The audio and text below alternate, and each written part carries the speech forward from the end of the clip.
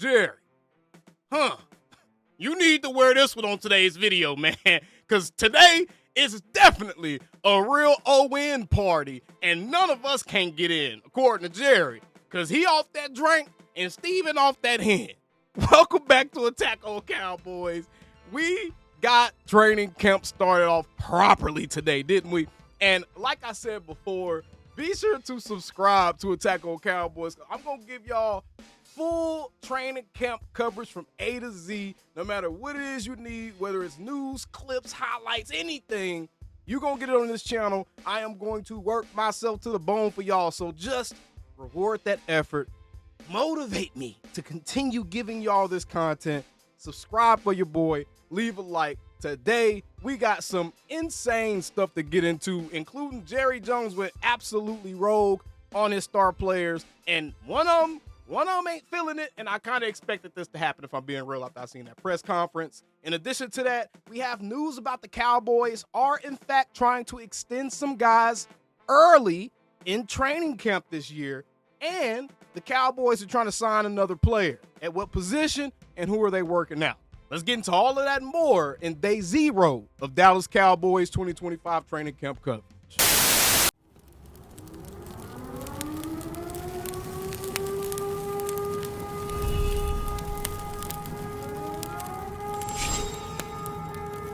Man, shut your up.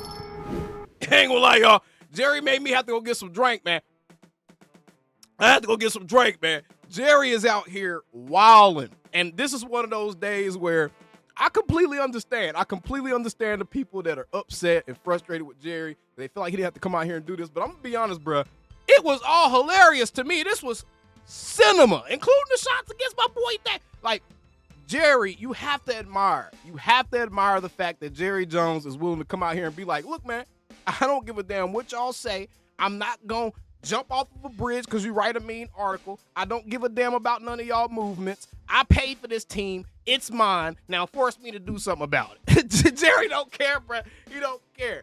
And he did not really budge at all on the Micah Parsons situation. He didn't give any ground. He didn't give any leeway. He honestly didn't leave much room to make it seem as if there's some type of peaceful negotiation happening, because John Machota says it doesn't sound like a Micah Parsons deal is about to get done in the next few days. Jerry Jones, after today's news conference, quote, "There's no anticipation at all. We're just working with what it is. It's not uncommon for me and not anything there's a lot of angst over. He's doing a real good job of being here, and that's important. We are where we are. And I signed the check, period." Bruh, Jerry wildin'. All right, so this, amongst other things that Jerry Jones discussed today, I already did a full reaction to the entire press conference. We listened to the entire press conference. So if you want to see like the actual nitty-gritty what was discussed in the press conference, go check that video out. I'm not going to rehash it here because today we kind of update some news because we're trying to get into the news stuff that came out today, right? But Micah Parsons was not feeling what Jerry Jones had dishing out today at the press conference, so much so that he retweeted this post from J.J. Watt.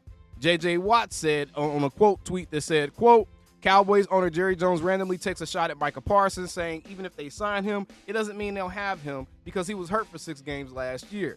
He then also says they made Dak Prescott the richest player in football, et cetera, et cetera. J.J. Watt said, "Anytime you can publicly take a dig at your star quarterback and your star pass rusher simultaneously right before the season begins, you just got to take it. Nothing makes guys want to fight for you more than hearing how upset you are that they got hurt while fighting for you."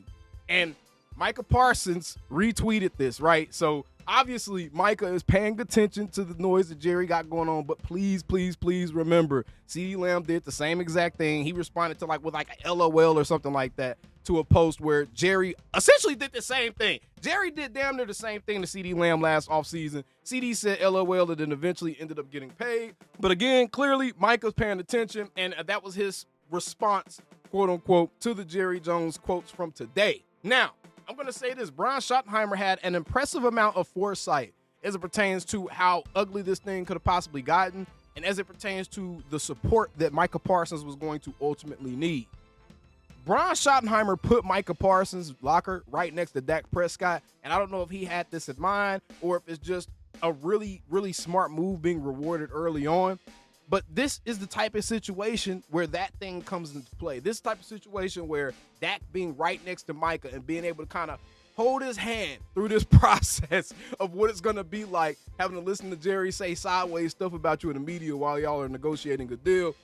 Micah sitting next to Dak and being around Dak and kind of being placed in Dak's vicinity, this is exactly what the doctors ordered. And I wanted to make sure I gave Brian Schottenheimer some credit for that because that was something we covered a few months ago. And those are the kind of details that you get here on Attack on Cowboys. And those are the type of small things we don't miss over here to where you guys are getting next level insight on your team. So subscribe, y'all lazy asses. Y'all need to subscribe, bro. I know y'all enjoying this video, but subscribe, bro. But either way, let's go ahead and move to the next piece of news from today, and that's the fact that Stephen Jones said that the Cowboys are, in fact, interested in trying to extend some guys early in training camp this season. And I think some of the primary targets for something like this would have to be Tyler Smith, Deron Bland, probably a Brandon Aubrey, and maybe even look at some of the role players or rotational guys, maybe like a Sam Williams or certain guys like that they could probably get on the low, especially if they sign them even earlier than them being able to go into the open market. But I would probably assume that guys like Deron Bland, Tyler Smith, Brandon Aubrey, and those types are the ones that are probably up for negotiations and guys that they probably want to get ahead of, especially Deron Bland. They definitely want to get ahead of that corner market because it's already exceeded the $30 million mark. And one of the best guards in the NFL by way of Trey Smith has just gotten paid, and he didn't get close to 30. I think it was like 26, 27 or something like that. So if they want to save money, depending on how they're splitting their coins, I would definitely prioritize Deron Bland, then a Tyler Smith, then a Brandon Aubrey. You don't want to lose the best kicker in the NFL. Kickers can stick around your team for like 15, 20 years, bro. So you want to get Brandon Aubrey done. And then anybody else after that, that's honestly just icing on the cake. But the Cowboys are going to be in business as long as guys are in business to negotiate. And Steven and Jerry kind of addressed the talking point that I continue to make as it pertains to guys have to be willing to be open for business. We can't just assume that everybody wants to get paid early because that's not the case. And Steven and Jerry kind of discussed that today during their press conference. And again, I really suggest you guys go back. I know it's a longer video, but it's a good piece of content. I really suggest you guys go back, watch my press conference reaction. I put it on like 1.5 times speed, so it's a little bit quicker than the actual native reaction. Watch that reaction, bro, and you get a really good insight to what's going on behind the scenes as far as Jerry and Steven and how they do business, right? But either way, those guys probably on the docket as far as getting extended. And the last bit of news I want to touch on today is the fact that the Cowboys are working out some defensive ends. They're working out Cameron Klein, Jesse Luketa, James Houston. All of those guys are either undrafted or 6th round or later draft picks within the last 4 or 5 seasons or so. Obviously, journeyman type dudes didn't really stick around. None of them will really inspire any type of excitement or anything like that. And then they also are working out former Commanders defensive end William Bradley King today as well. All right, so the Cowboys looking for extra pass rushers because who can't have enough pass rushers, right? But either way, man, that's all the updates from day 0 of Dallas Cowboys training camp. Tomorrow, we get our first Dallas Cowboys 2025 training camp practice in the books. And be sure to lock in with Attack on Cowboys so you can stay up to date with all the latest on your favorite squad. Till next time, calling me, texting me, paging me, asking me, am I still them boys? Y'all usually check on me. Listen. I'm still them boys. Hey! Woo! Oh, shut up, my boy. Hey! I'm still them boys.